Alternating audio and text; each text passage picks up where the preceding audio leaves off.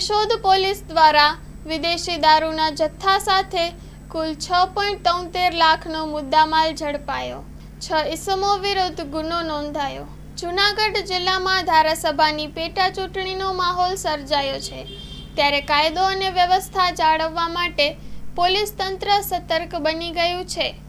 ત્યારે કેશોદ પોલીસ વિભાગના પોલીસ અધિક્ષક BC ઠક્કરના માર્ગદર્શન હેઠળ કેશોદ પોલીસ સ્ટેશનના પોલીસ ઇન્સ્પેક્ટર PA જાદવ દ્વારા સર્વેલન્સ સ્ટાફ અને પોલીસ સ્ટાફને લિસ્ટેડ ગુનેગારો, બુટલેગરો અને શંકાસ્પદ હિલચાલ પર નજર રાખી બાતમીદારોના સંપર્કમાં રહેવા સૂચના આપી।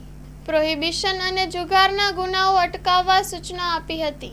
કેશોદ પોલીસને ખાનગી રાહે માહિતી મળી હતી કે રાજસ્થાનથી ગુજરાત રાજ્યમાં પ્રવેશેલા ટ્રકમાં ભારતીય બનાવટનો વિદેશી દારૂનો જથ્થો લાવી કેશોદ માધવપુર તરફ લઈ જવાઈ રહ્યો છે, જેથી પોલીસ કાફલો કેશોદ પાસેથી પસાર થતા બાયપાસ રોડ પર વોચમાં હતી। ત્યારે પસાર થતા ટ્રકની તલાશી લઈ કુલ 6 આરોપીઓ સામે કાર્યવાહી હાથ ધરવામાં આવી છે। Story report by Jagdish Yadav, Junagadh.